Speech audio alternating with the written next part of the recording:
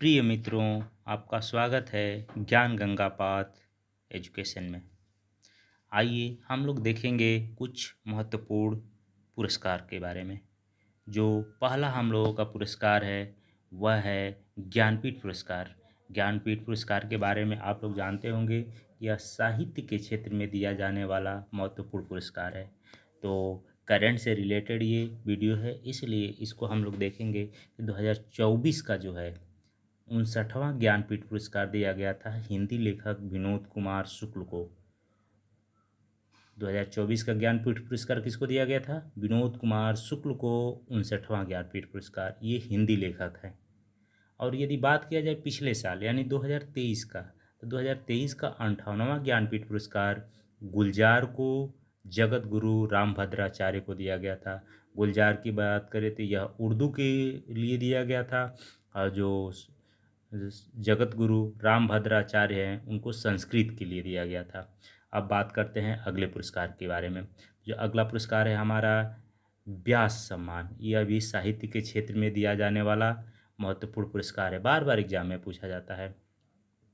2024 का 34वां जो व्यास सम्मान है यह दिया गया है सूर्यबाला को। सूर्यबाला कौन है? तो एक प्रमुख उपन्यासकार हैं। तो इनका जो उपन्यास है कौन देश को वासु बेड़ी की डायरी के लिए दिया गया है। सूर्यबाला को किसके लिए दिया गया है? कौन सा उपन्यास है इनका? कौन देश के वासी बेड़ू की डायरी के लिए 2024 का 34वां व्यास सम्मान दिया गया है। यदि बात करें 2023 का, 2023 का 33वां क्रम से 33वां पुरस्कार है व्यास सम्मान। 2023 में पुष्पा भारती को दिया गया है। उनके संस्मरण का नाम है यादें यादें यादें, यानी पुष्पा भारती की यादें यादें यादें। यादें किसको करना है? पुष्पा भारती को। 23 में यादें यादें यादें 3 बार आया है, इसलिए 23 का है 33वां है। 33 तीन तीन बार याद करना है, इसलिए 33वां है। इस ट्रिक को हम लोग फॉलो कर सकते हैं। चलिए आगे देखते हैं हम लोग सरस्वती सम्मान। ये जो है साहित्य के क्षेत्र में दिया जाने वाला प्रमुख पुरस्कार है सरस्वती सम्मान। 2024 का 34वां, यानी 24 में 34वां दिया गया था साधु भद्रेश दास को। किसको दिया गया था? 2024 का 34वां साधु भद्रेश दास को दिया गया था। इनकी जो प्रमुख पुस्तक है स्वामी नारायण सिद्धांत सुधा के लिए। कौन सी पुस्तक के लिए? स्वामी नारायण सिद्धांत सुधा के लिए 24 का 34वां सरस्वती सम्मान साधु भद्रेश दास।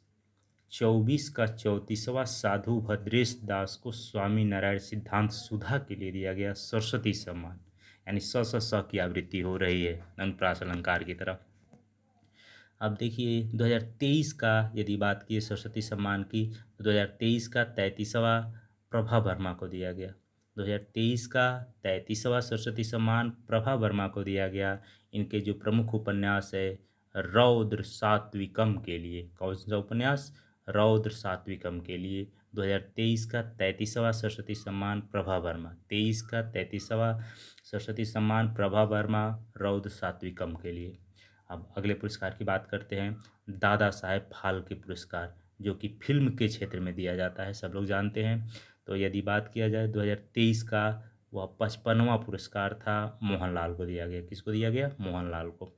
2023 का 55वां मोहनलाल को दादा साहेब फाल्के पुरस्कार।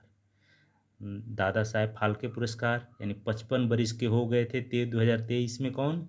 मोहनलाल दादा। दादा कितने साल के हो गए थे?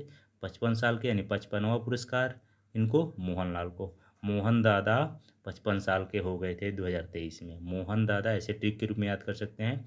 मोहन दादा 55 साल के हो गए 2023 में। और मिथुन चक्रवर्ती को 54वां पुरस्कार दिया गया था, क्रम से 54वां 2022 में। यानी मिथुन दादा कितने के हो गए? 54 साल के। कब? 2022 में। मिथुन दादा 54 साल के हो गए 22 में, और मोहन दादा 55 साल के हो गए